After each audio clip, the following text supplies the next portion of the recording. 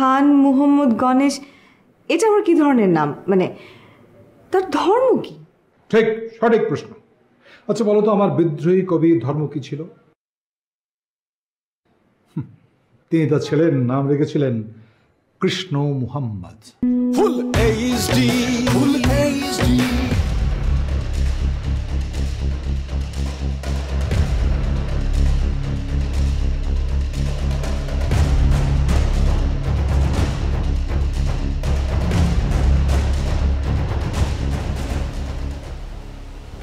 বাসা খবর কি? সমস্যা কি? বস একটা পারমিশন চাই বস।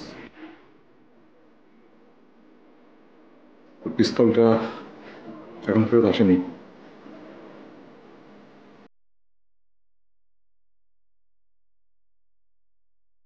পিস্তলটা এখনো হাতে আসে নাই, তাই না? বস আমি ওই যে মুশকিল ছেলেটারে বস সরাই করতে চাই, আপনি পারমিশন দেন। তাইলে কি এই পিস্তলটা হাতে আসবে? শাহ,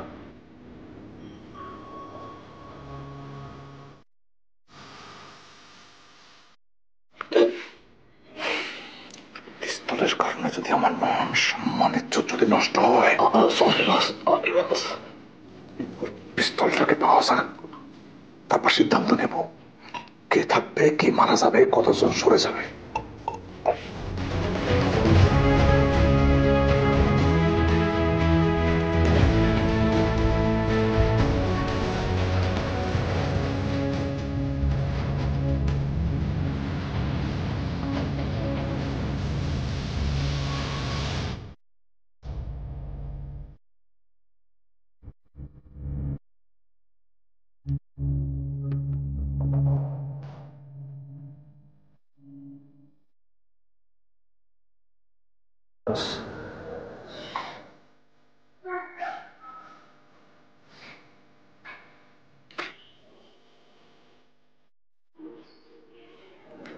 যেভাবে হোক পিস্তলটা ফেরত চাই।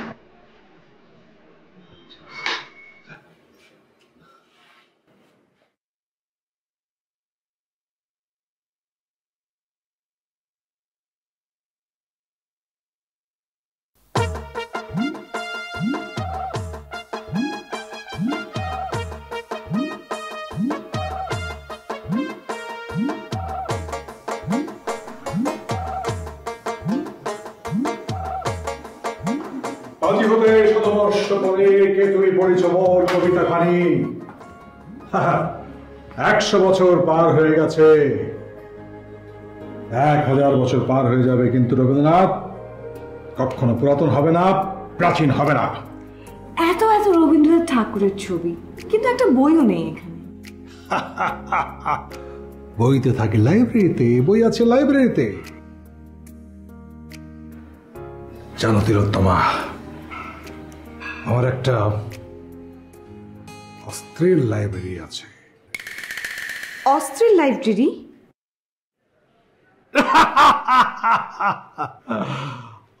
অস্ত্র মানে বই, বই তো অস্ত্র, বিশেষ করে রবি ঠাকুরের বই।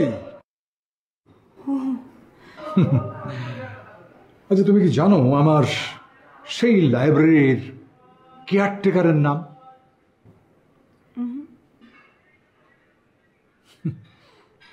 খান মুহাম্মদ গণেশ। খান মুহাম্মদ গণেশ? খান মুহাম্মদ গণেশ রায়। খান মুহাম্মদ গণেশ, এটা আবার কি ধরনের নাম? মানে তার ধর্ম কি? ঠিক, সঠিক প্রশ্ন। আচ্ছা বলো তো, আমার বিদ্রোহী কবির ধর্ম কি ছিল? তিনি তার ছেলের নাম রেখেছিলেন কৃষ্ণ মুহাম্মদ। সেটাতে অনুপ্রাণিত হয়ে আমি আমার লাইব্রেরিয়ানের নাম রেখেছি খান মুহাম্মদ গণেশ। আচ্ছা আমরা এই আলোচনা কেন করছি? আমাদের সিনেমার গল্পটা শুনতে হবে, অত্যন্ত চমৎকার একটা গল্প। Basically social tragedy.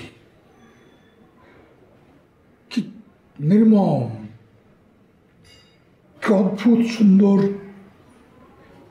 তুমি না কাহিনী শুনলে না মানে এত ইমোশনাল হয়ে যাবে, তোমার তোমার কান্না, তোমার চোখের পানি তুমি ধরে রাখতে পারবে না তিলোত্তমা। আই গ্যারান্টি ইউ, ভীষণ কষ্টের, ভীষণ কষ্টে।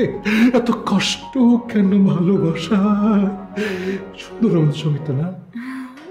এত কষ্ট কেন ভালোবাসায়, এত কষ্ট কেন ভালোবাসায়?